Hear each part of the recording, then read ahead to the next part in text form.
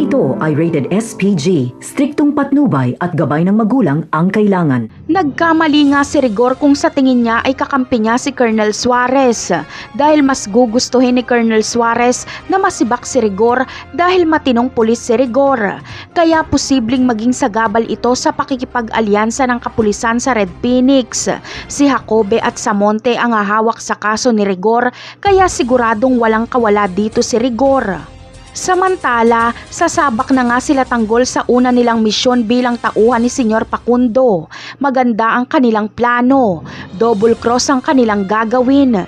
Sila Marcelo ang makikipagtransaksyon sa mga Aprikano.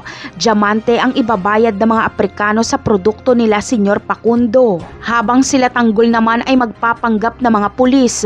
Kunwaring taga-drug enforcement unit sila at uhulihin nila ang ginagawang transaksyon nila Marcelo at ng mga Aprikano.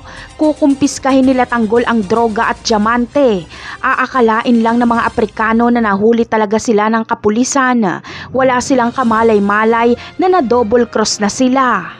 Kaya naman, tagumpay ang unang misyon na ito nila Tanggol.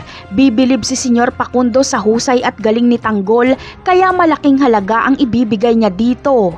Maibibigay na ni Senyor Facundo ang pera ng mga Montenegro. Ito na ang simula ng pagyaman ni Tanggol. Bawat tagumpay nilang lakad ay malaki ang kanyang kikitain, hanggang sa hindi na lang tauhan ang turing sa kanya ni Senyor Facundo, kundi business partner na. Napakarami pa nating dapat abangan sa mga susunod na episode. Paalam!